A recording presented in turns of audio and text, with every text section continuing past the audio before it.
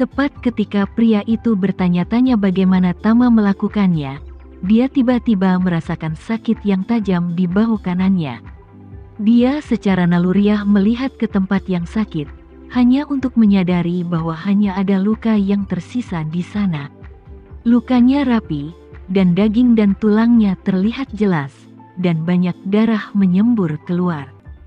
Seluruh otaknya pusing, dan dia dengan cepat melihat ke tanah, hanya untuk menyadari bahwa bukan hanya setengah dari senapan serbu yang jatuh tadi, tapi senapan setengah serbu, bersama dengan seluruh lengan kanannya. Rasa sakit yang parah membuatnya hampir pingsan, dan dia memandang Tama seolah-olah dia melihat hantu. Setelah mengalami ketakutan yang luar biasa selama sekitar 3 detik, dia tiba-tiba berteriak, "Cepat! Cepat bunuh dia! Cepat bunuh dia!" 7 orang lainnya juga kembali sadar dalam sekejap, dan mereka secara naluriah ingin menembak dengan senjata mereka. Tama melihat sekeliling sebentar dengan mata tajam, dan udara dingin tiba-tiba meletus, dan seluruh orang berteriak, "Siapa yang berani?" Teriakan ini membuat ke-7 orang itu tiba-tiba ketakutan, dan senapan serbu di tangan mereka tampaknya lebih berat dari ribuan pound, tidak mungkin untuk mengangkatnya sama sekali. Pria itu sudah putus asa, dan menangis dan memarahi, "Kalian yang serakah akan hidup dan takut mati. Apakah kamu pikir dia bisa membiarkanmu pergi?" Semua orang sangat ketakutan sehingga mereka tidak berani berbicara, karena mereka semua tahu jika Tama bisa memotong senapan serbu komandan, memotong lengannya, dia bisa memenggal kepala mereka.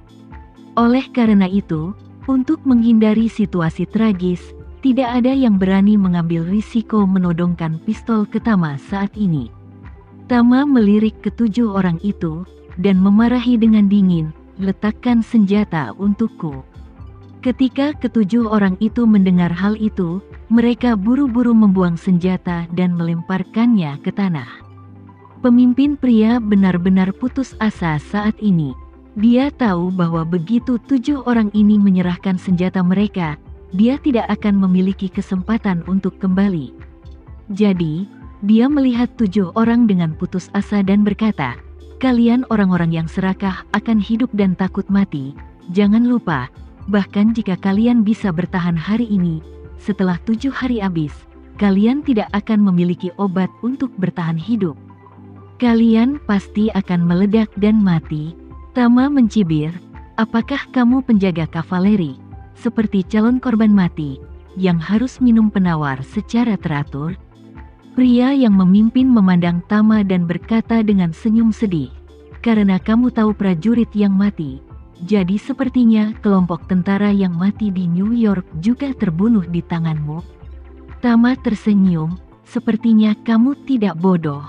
Setelah berbicara, Tama bertanya kepadanya, "Seberapa banyak yang kamu ketahui tentang organisasi ini?"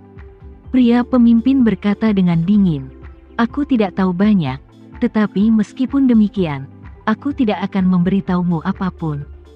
Tama tersenyum dan bertanya, "Apa kau benar-benar tidak berencana memberitahuku?" "Itu alami." Pemimpin pria mendengus dingin, "Aku setia kepadanya, dan aku tidak akan pernah mengkhianatinya."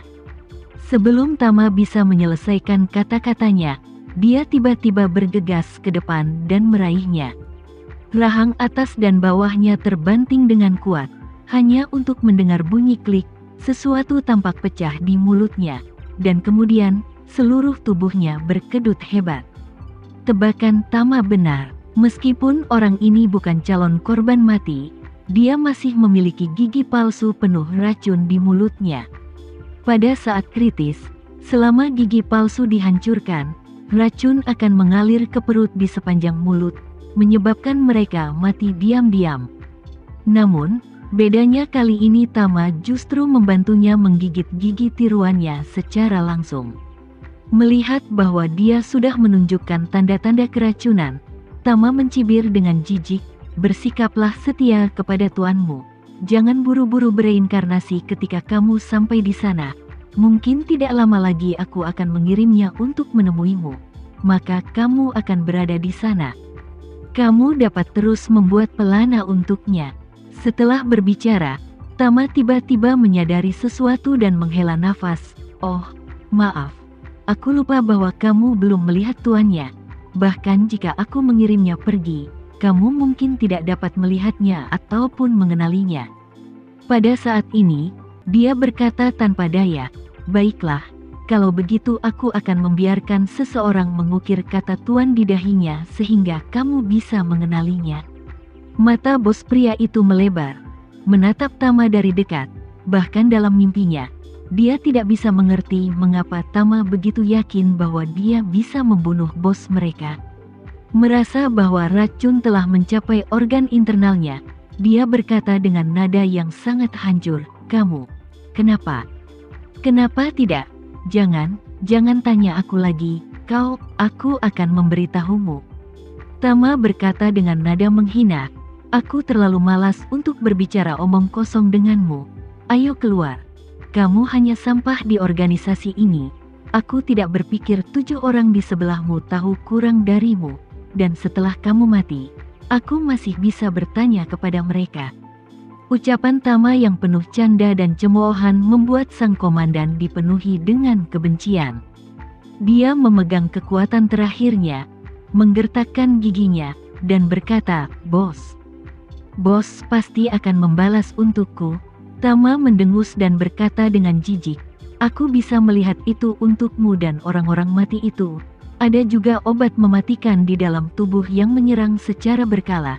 Dan jika tidak ada penawarnya dalam seminggu, tidak diragukan lagi kamu akan mati, kan?"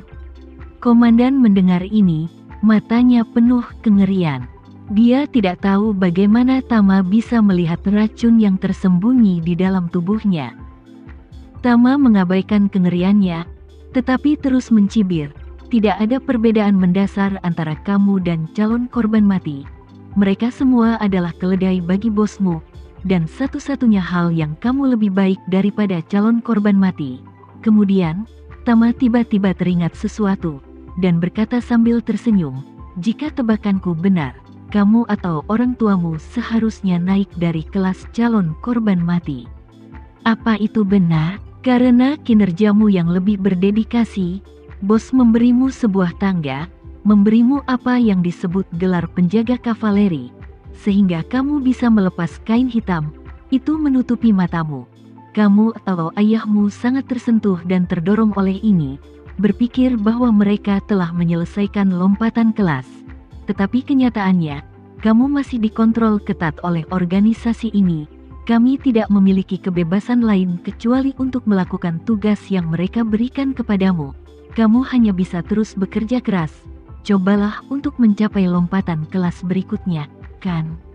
Biar ku tebak, kamu bisa menjadi apa yang disebut pemandu jika kamu naik peringkat, dan kemudian kamu mungkin memiliki kesempatan untuk mendapatkan masyarakat yang nyata."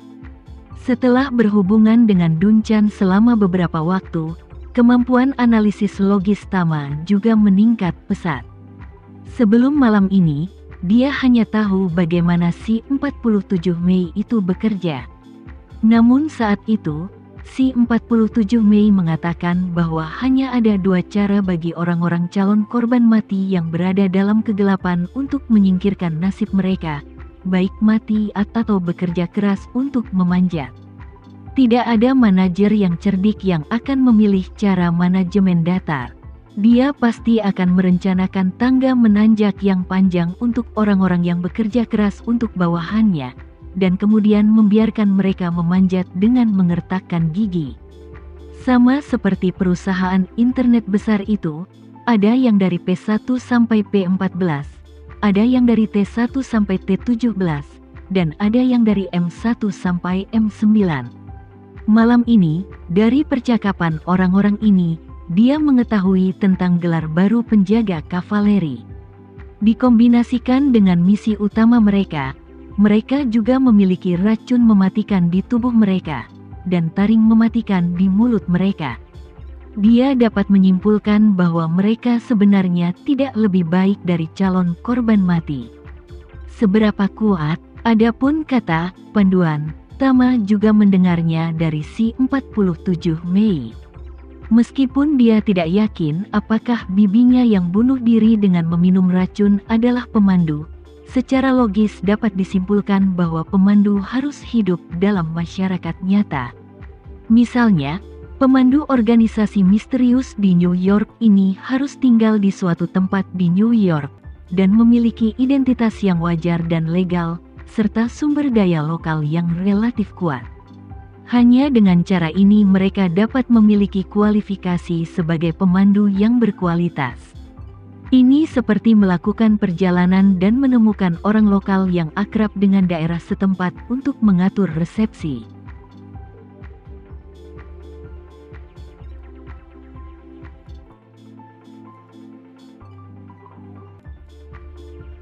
Sekian dulu ya video kali ini, kita lanjutkan lagi videonya di lain waktu.